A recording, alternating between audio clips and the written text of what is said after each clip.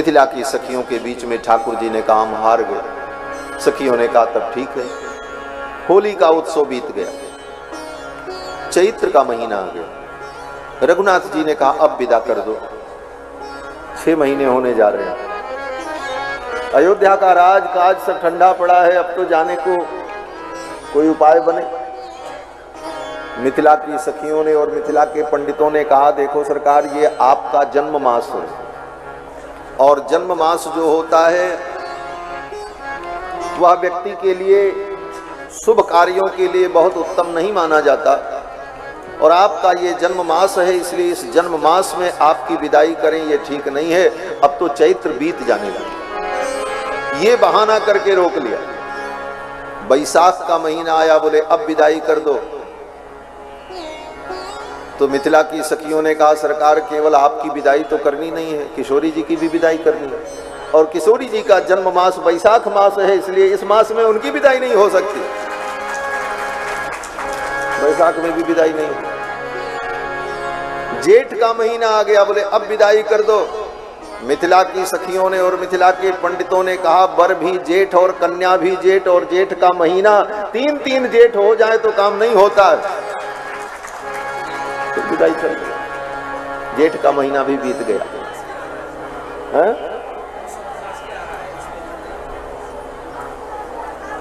और हमारे स्वामी जी बोल रहे हैं जेठ मास में पुरुषोत्तम मास आ रहा है। बोले पुरुषोत्तम मास में तो ऐसे भी विवाहाधिकारी नहीं होते हैं, वो तो टलना है। फिर तो ज्येष्ठ के बाद आषाढ़ का मास आया, वर्षा प्रारंभ हो गई।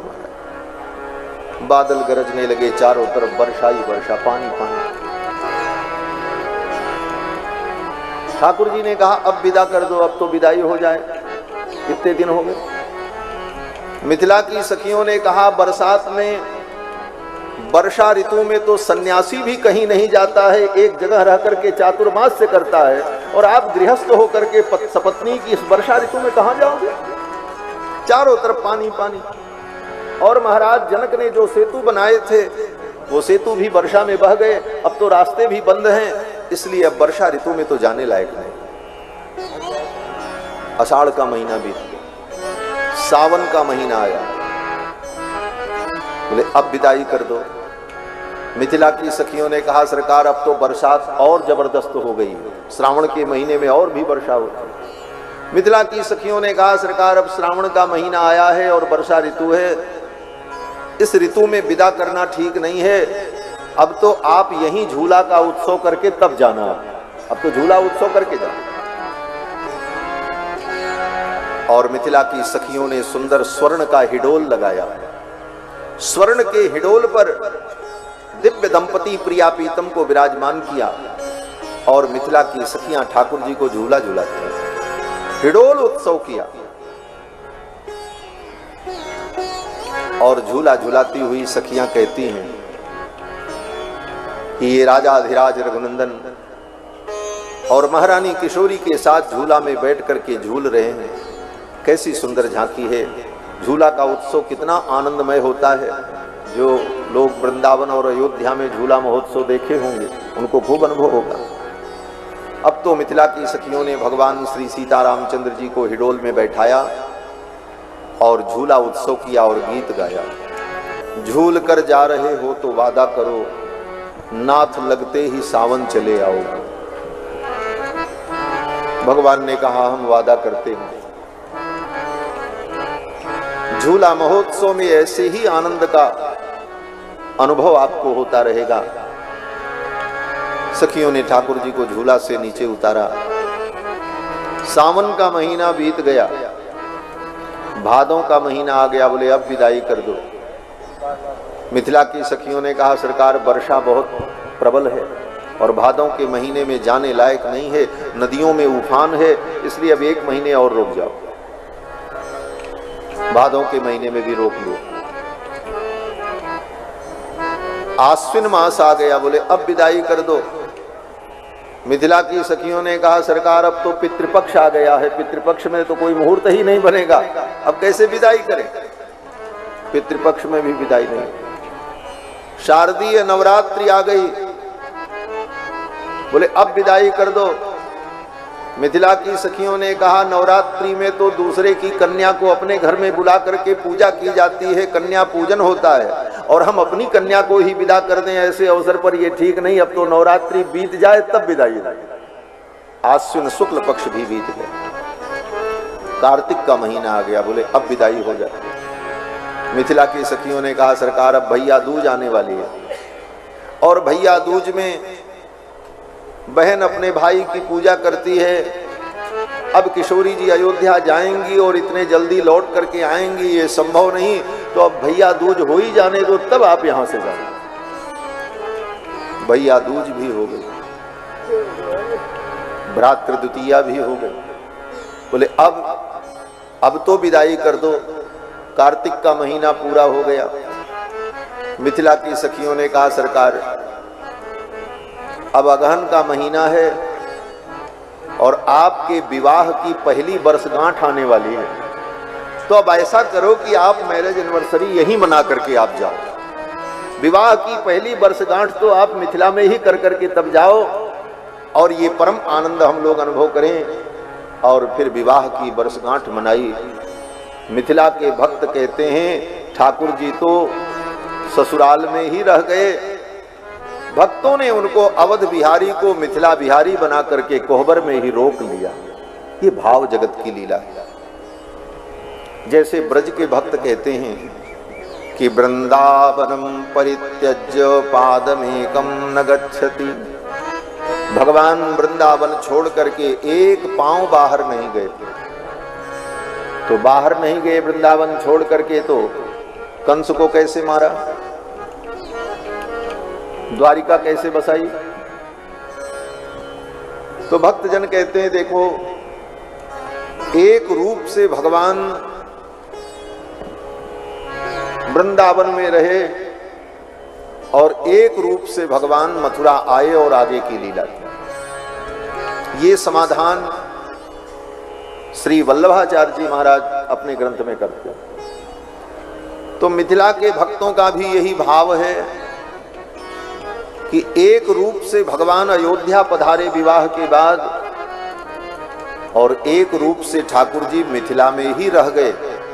और कहां, बोले कोहबर में वर वधू को विराजमान कर दिया, और मिथिला में भगवान कोहबर बिहारी बन करके आज भी विराजमान हैं। इसलिए मिथिला के भक्तों का यही भाव है कि हमारे दुल्हा सरकार तो यहाँ से विदा ही नहीं हुए और हमारी मिथिला में ही विराजमान। ये भाव की दृष्टि, भाव ही प्रधान है। भाव से ही तो भगवान की उपासना है। भगवान कहते हैं भाव का भूखा हूं मैं, भाव ही बस सार है, भाव से मुझको भजे जो भव से बेड़ा पार। भाव बिन सुनी पुकारे मैं कभी सुनता नहीं, भाव की एक टेर ही करती मुझे लाचार। भगवान भाव प्रिय है, भगवान भाव का स्वागत करते हैं। इसीलिए कहा भावो ही विद्यते सर्वत्र तस्मात् भावो ही कारणम। भगवान न काठ में है, न पत्थर में है, न किसी वस्तु में है। बोले भगवान कहाँ है, बोले भाव में। न देवो विद्यते काष्ठे न पाषाणे न मृणमय, भावो ही विद्यते सर्वत्र तस्मात् भावो ही कारणम। इसलिए भाव ही प्रधान है। इस भाव से भक्तों ने भगवान को मिथिला में रोका। लेकिन लीला है, लीला की दृष्टि से तो भगवान को आना था। फिर तो विदाई हुई। जनक जी महाराज ने खूब दहेज दिया।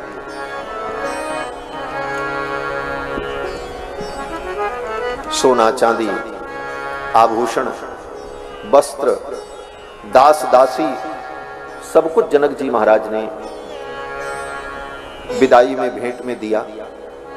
महर्षि वाल्मीकि कहते हैं कि सबसे पहले विश्वामित्र जी विदा हुए। विवाह के पश्चात सबसे पहले विदाई किसकी हुई, बोले विश्वामित्र जी। क्यों, बोले इस मंगलमय विवाह के मध्यस्थ विश्वामित्र जी थे। उन्होंने ही अगुवाई की थी।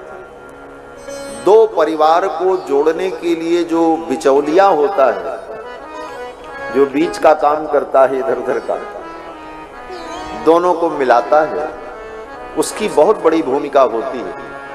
लेकिन उसकी भूमिका जब समाप्त हो जाती है, दोनों परिवार मिल जाते हैं, तो फिर उसका महत्व खत्म हो जाता है। फिर उससे कोई कुछ नहीं पूछता। ब्याह के पहले लोग उसी से सलाह लेते हैं, कन्या के पक्ष के लोग भी उसी से पूछेंगे क्या करना है, कैसे करना बताओ, और वर पक्ष वाले भी उसी से पूछेंगे क्या करना है, कैसे करना है। और जब ब्याह हो गया तब कोई उससे नहीं पूछता, तब आपस में ही सब बात हो जाती है। विश्वामित्र जी ने भी सोचा कि हमारा तो प्रयोजन पूर्ण हो गया, इन दिव्य दंपति का मिलन करा दिया, अब मेरा प्रयोजन पूर्ण हो गया, अब मुझे चलना चाहिए। विवाह के दूसरे दिन ही अथ रात्र्याम व्यतीतायाम विश्वामित्रो महामुनिः, रात बीतते ही दूसरे दिन महामुनि विश्वामित्र जी आपृष्ट्वा तौ च राजानौ जगामोत्तर पर्वतम, दोनों राजाओं से अनुमति लेकर महाराज जनक और महाराज श्री दशरथ दोनों से अनुमति लेकर विश्वामित्र जी विदा हो गए। आपृष्ट्वा तौ च राजानौ जगामोत्तर पर्वतम, उत्तर पर्वत हिमालय की ओर तप करने के लिए विश्वामित्र जी चले गए। अब विश्वामित्र जी के चले जाने के बाद सबके मन में होने लगा अब चलना चाहिए। जब कार्यक्रम पूर्ण हो जाता है, एक व्यक्ति अपना बैग बांध करके सूटकेस लेकर चलने को तैयार होता है, तो देख करके सबको मन में होता चलो भाई अब तो चलना निकलना है, ये भावना होती। विश्वामित्र जी जब विदा हो गए तो दशरथ जी महाराज ने भी कहा मिथिला नरेश से, विश्वामित्रे गते राजा वैदेह्यम मिथिलाधिपम। विश्वामित्रे गते का ये भाव है। विश्वामित्र जी के चले जाने पर दशरथ जी ने कहा अब हम भी चलेंगे। जब एक व्यक्ति चल पड़ता है तो सबके मन में होता भाई अब कार्यक्रम पूरा हो गया, अब तो चलना चाहिए। दशरथ जी ने कहा कि हमको भी आप विदा करो। आपृष्ट्वैव जगामासु राजा दशरथ पुरी, जनक जी से अनुमति लेकर दशरथ जी महाराज अपने परिजनों के सहित मिथिला से अयोध्या के लिए चल पड़े।